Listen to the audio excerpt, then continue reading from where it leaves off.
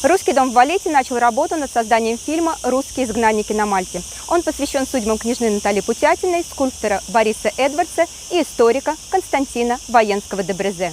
За несколько последних месяцев Русским домом в Валете была проделана колоссальная работа по поиску материалов, источников, проверке фактов. И вот сегодня, 24 августа, наша съемочная группа приехала на старинное мемориальное кладбище Табраксия, где и похоронены наши герои. Здесь, на мемориальном кладбище в мальтийском городке Пьета, нашли последнее пристанище.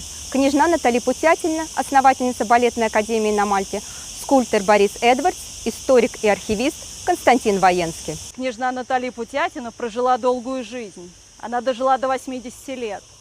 На Табраксии она похоронена вместе со своей семьей. Здесь лежит ее мать, княгиня Ольга, ее дядя и тетя Михаил и Екатерина. Интересно, что мать Натальи, Ольга, поначалу не одобряла ни профессии, которую выбрала дочь, ни, собственно, место проживания. Но в последние 20 лет своей жизни она изменила это мнение и переехала к дочери на Мальту. Собственно, здесь она и упокоилась.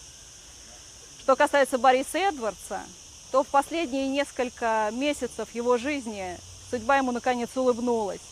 Он вновь обрел свое семейное счастье, замаячила перспектива работы по специальности, но, к сожалению, он много лет болел хронической малярией и, увы, болезнь взяла свое.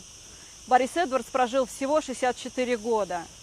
Он тоже был похоронен на Табраксии, и много лет его могила считалась утерянной. Относительно недавно, тем не менее, было обнаружено, где он захоронен, могила приведена в порядок, и на ней было установлено надгробие. А Константин Адамович Военский скончался летом 1928 года, тоже был похоронен на Табраксии. И, что интересно, его посмертная история получила неожиданное продолжение. В 2012 году силами российской диаспоры Мальты его надгробие было восстановлено.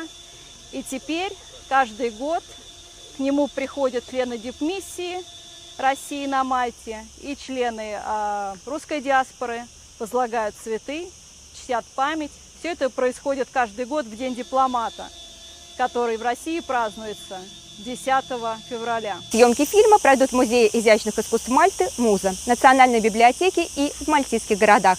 Так, перед съемками исследовательская группа Русского дома в Валете побывала в Слиме и смогла найти место, где была первая балетная школа княжны Путятиной, а также колледж Святого Игнатия, где жили герои фильма. Сейчас одна из улиц Слимы названа именем княжны, а местный пляж так и называется – Эксайлс – пляж изгнанников, в память о русских эмигрантах. Создание фильма «Русские изгнанники на Мальте» планируется завершить в октябре, а зрители смогут увидеть историю наших соотечественников к дате русского исхода в ноябре 2021 года.